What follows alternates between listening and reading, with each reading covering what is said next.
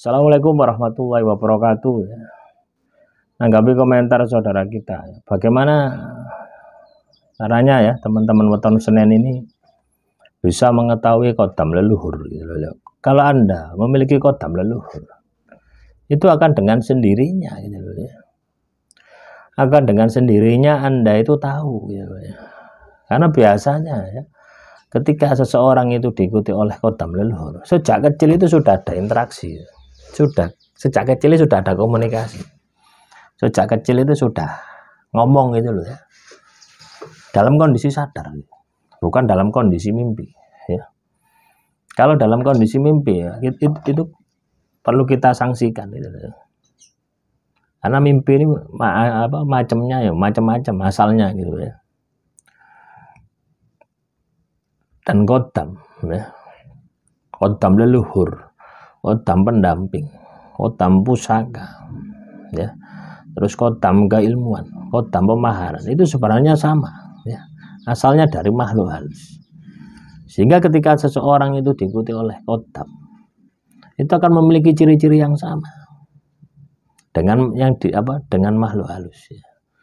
Artinya ciri-cirinya misalkan mudah marah, sorot matanya tajam, itu yang umum-umum semacam itu sebenarnya sama saja. Anda diikuti oleh kodam, diikuti oleh makhluk halus, sama ciri-cirinya seperti itu. Nah, ketika kita diikuti oleh kodam leluhur, ini lebih spesifik lagi gitu ya. Artinya kita ini mulai dari kecil itu sudah berinteraksi gitu. Sudah bisa berinteraksi, sudah bisa berkomunikasi. Ataupun kalau tidak berinteraksi, Anda ini sudah melihatnya gitu. Jadi sejak kecil ini ngikut terus sama Anda gitu. Nah, kalau Anda katakanlah sudah dewasa, terus Anda berpikir bahwasanya, oh saya ini bagaimana cara mengetahui diikuti oleh kodam leluhur, berarti Anda tidak diikuti oleh kodam leluhur. Karena kalau Anda ya teman-teman weton Senen diikuti oleh kodam leluhur, sejak kecil Anda sudah memiliki kemampuan supranatural. Entah itu bisa melihat gaib ya, itu sudah melekat di dalam diri Anda. Karena keberadaan kodam tadi itu akan membantu Anda ya. Keberadaan kodam ya, di dalam diri Anda itu akan membantu ya, terbukanya simpul-simpul gaib itu, saraf-saraf gaib yang ada di dalam diri Anda ini akan terbuka, akan dibiasakan itu. Makanya orang yang katakanlah diikuti oleh kodam leluhur ini sering sakit-sakitan ya, karena itu ya, energinya terkuras terus ya, dan orangnya ini belum paham ya, belum mampu mengimbangi. Karena kenapa kok sakit-sakitan ya, karena memang terkuras energinya ya. Ya, energi batin ini ketika kita melihat makhluk halus ya, itu membutuhkan energi yang besar gitu. Nah, itu kan menguras tenaga, akhirnya ngefeknya kepada tubuh itu sakit-sakitan. Nah, teman-teman weton Senen, apakah Anda diikuti oleh kodam leluhur atau tidak? Itu bisa dilihat dari situnya. Jadi kalau Anda katakanlah sudah dewasa berpikir, oh saya ini, terus Anda datang misalkan ya, datang ke orang pintar, oh Anda ini diikuti oleh leluhur Anda, diikuti oleh kodam leluhur. Nah, itu bohong ya. Kenapa kok bohong? Lah Anda dari kecil tidak pernah melihat kok, tiba-tiba dewasa diikuti oleh kodam leluhur. Nah ini kan ngawur ini. Jadi kodam leluhur itu akan mengikuti Anda manakala Anda ini memiliki energi yang istilahnya itu sama lah, minimal dengan leluhur Anda gitu. Atau potensi energi Anda itu sama gitu. Oh anak ini misalkan ya dari kecil, oh anak ini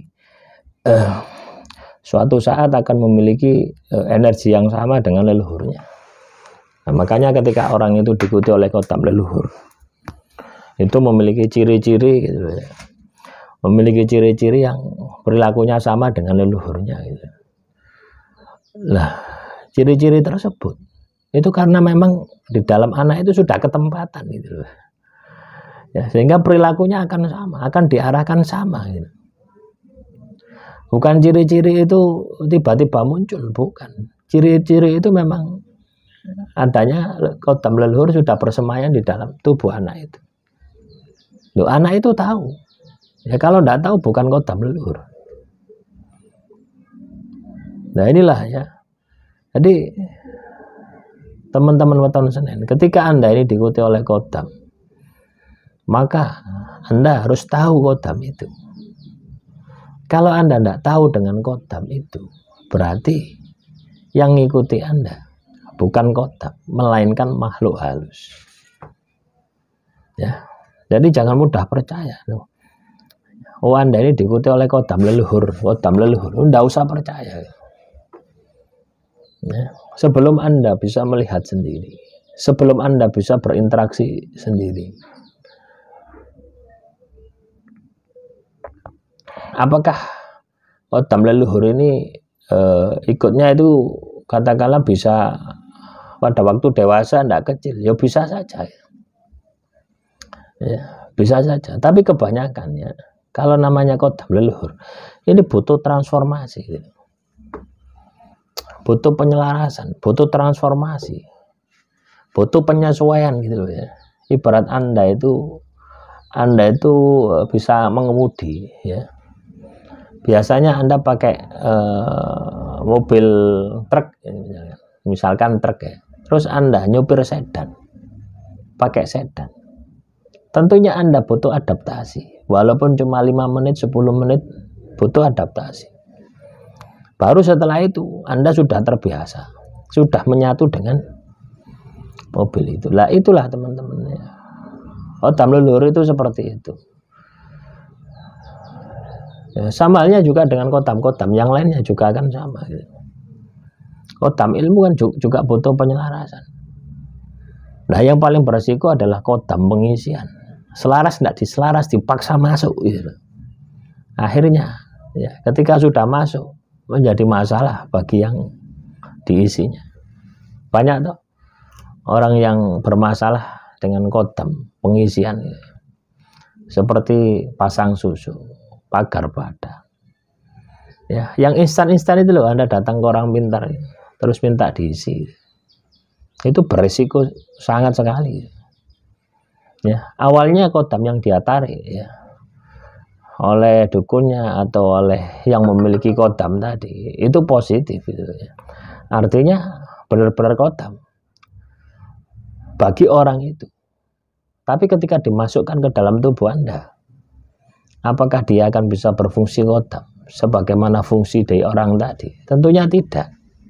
Ya mungkin akan berfungsi katakanlah 1 bulan, 2 bulan akan berfungsi, tapi selebihnya tidak akan berfungsi. Kenapa? Karena ya, kuncinya Anda tidak tahu, ikatan batinnya tidak ada. Akhirnya apa? Menghancurkan diri Anda. Nah, jadi teman-teman weton Senen, tidak usah dikultuskan ya. Ikut tidak diikuti oleh kodam leluhur itu adalah hal yang biasa.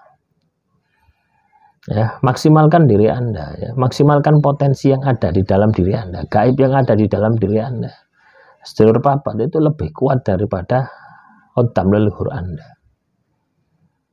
Artinya potensi diri Anda. Demikian yang bisa saya sampaikan. Wassalamualaikum warahmatullahi wabarakatuh.